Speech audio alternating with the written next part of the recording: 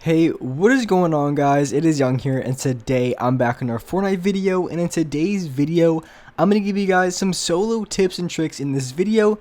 And for the gameplay I have in the background, I ended up dropping about 19 kills in this gameplay, so I absolutely went off. So you guys definitely want to stay to the end of this video to see this gameplay. I absolutely destroyed every player that I went against, and overall it was just a really good gameplay. And before we get into the video, I have a weekly V-Buck giveaway. I'm going to be giving away V-Bucks every single Friday, and if you guys want a chance to win some free V-Bucks, all you guys need to do is to drop a like on this video. Make sure you guys subscribe to my channel and as well subscribe to my second channel. I post a ton of really good content on there, so make sure you guys do subscribe. Turn on my post notifications, and as well leave a comment down below of your Xbox gamer tag, your PSN gamer tag, or Epic account.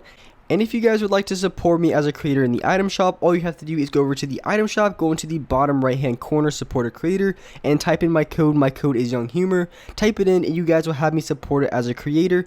And alright guys, let's get to the video.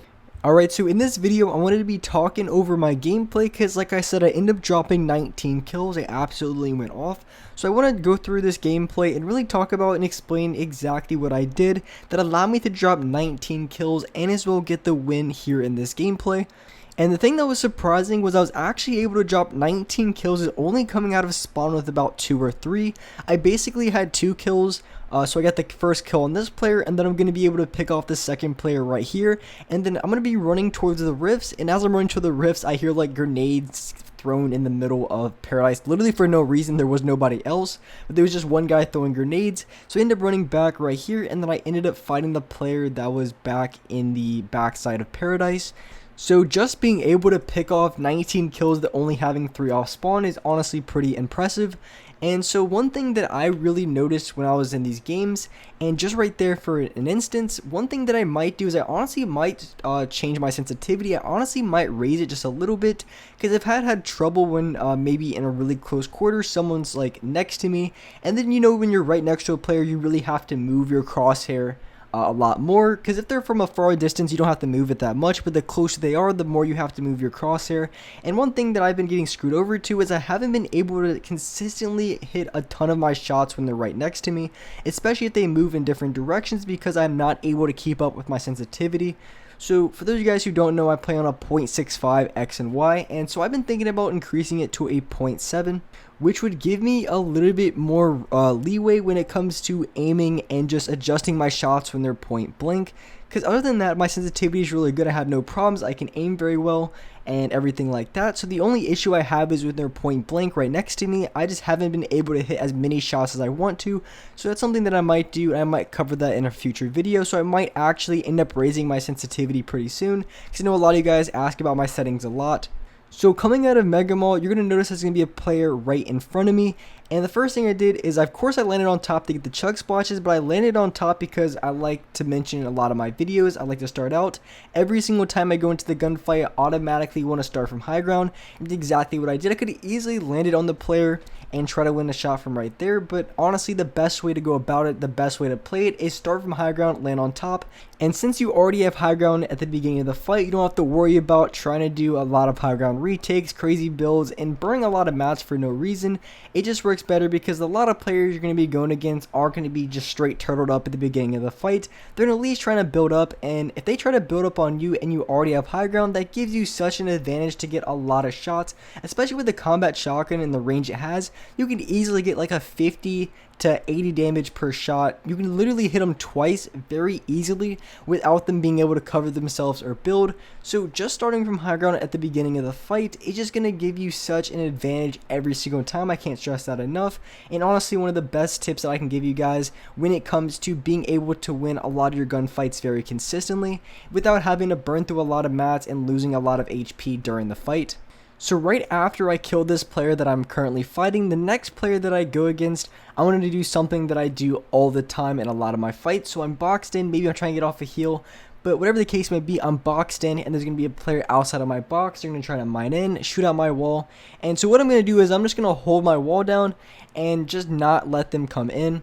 And once I hold the wall down, usually, right there I went for the edit play right away, but usually I wait just a couple of times for them to mine my wall, because eventually they're going to get tired of trying to mine, then pull out their weapon. They're just going to continually mine against my wall.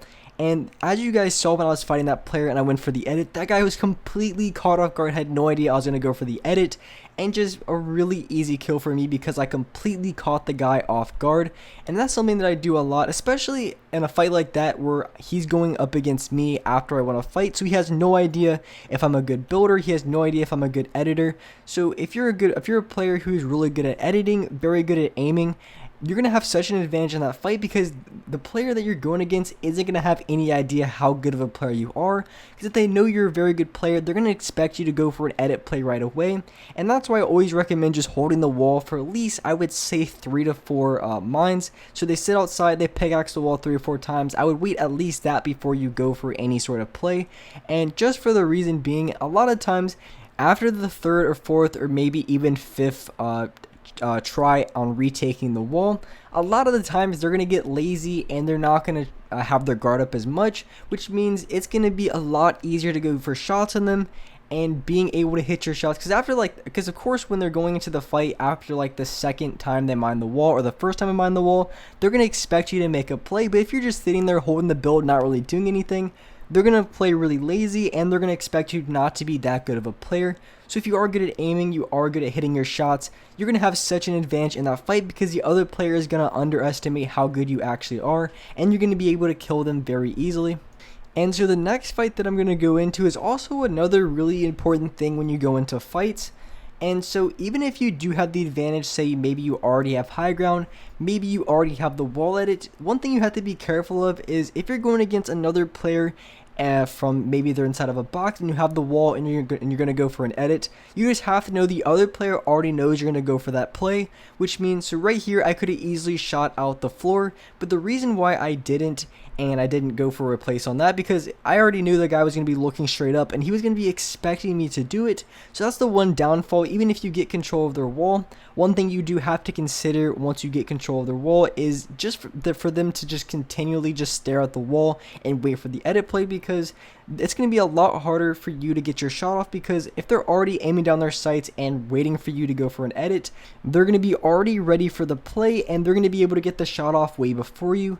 Because once you go for an edit or you go for any sort of play, you do have to wait for the time it takes for the gun to come out. So the combat shotgun is a lot quicker than the pump shotgun, but there still is a timer on the amount of time it takes to pull out the weapon. So that is something to consider every single time you go into a fight. There is going to be a delay on how fast you can pull out your weapon. So if you are going against a player, even though you have control of the wall, they still can get the first shot off on you. So that's one thing to consider, and especially with a gun like the combat shotgun, the person who gets the first shot, so if you're just going off straight shots alone, whoever gets the first shot off in the fight more than likely is going to win that fight unless they miss a shot. So if you're ever in a gunfight and they get the first shot on you, I would always recommend maybe building up, maybe building down, trying to get off any sort of heals before going back into the fight. Because if you're going into a 1v1 fight from a guy who's right next to you and they already got the first shot off on you with their combat shotgun, it's really not likely that you're going to win that fight. So there's no point of trying to keep challenging it. You might as well just back off, try to get a heal, and maybe try to challenge from a different angle. And the player that I'm fighting in this gunfight, usually when it comes to build fights, I do play a lot more conservative. As you can see, I am ramping up to this player, but one thing you're going to notice is I'm not really giving myself an opportunity to get shot at. For the reason being, I'm not going for a lot of 90s, I'm basically just building out and then building in, making a lot of structures, and just making it so if the guy wants to try to get shots on me, it's going to be nearly impossible. But I do prefer, when it comes to building and playing a little bit more conservative, build a lot more. It prevents you from getting shot out and just prevents you from getting shot from the other player.